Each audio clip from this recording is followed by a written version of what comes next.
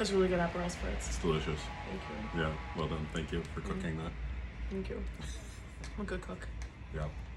Okay, so I've always been long fascinated by the relationship between certain countries producing certain voice types. And not because of any particular cultural tradition in teaching singing, but because of the language that's spoken.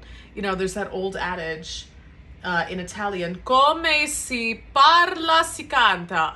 Already, how I say it, that is a perfect example. You know, how you speak is how you sing, and how you learn to make sound in your mother tongue directly impacts how you approach singing. Right, so you're talking about how in France there's a tradition of amazing coloraturas. Or, oh my God. Yes, because everything's so focused right Right. here, and it's all that, everything's focused around an ooh or an u, and then all that transcends to some incredible high access. Yeah. Or in Russia, it's a really amazing basses have come out of there. Oh my God, yeah, the Slavic voices. Right. Okay, what about in German? Germany's produces some of the best like dramatic voices, I think, in history. That's true. Yeah. Yeah, I mean, because it's a very like vertical, darker, resonant language. Yeah, Right. similar to a lot of like the Slavic languages. Yeah. Right.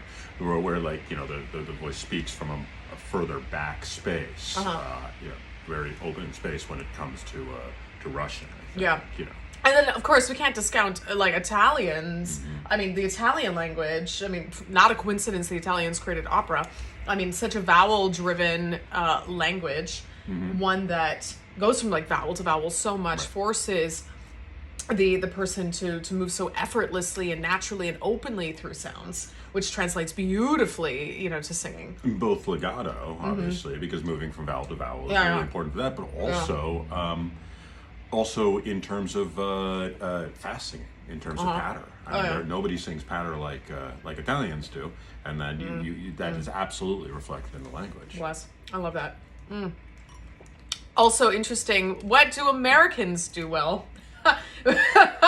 Well, because Americans, actually, and how you speak the language varies so much based on like where you live. Okay, and I'm talking about Americans' mother tonguing English, but I think it's really cool that, you know, like the American musical theater tradition and belting and all of that, you know, likely arose too with a relationship to how the English is spoken in many parts of the country, very brightly, very forward, you know, very loudly.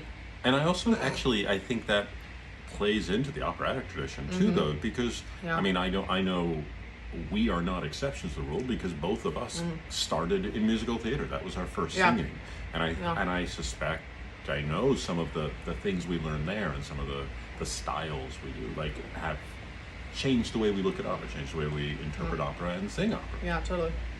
It's really good Aperol spritz. It is really good. That's really good. Yeah.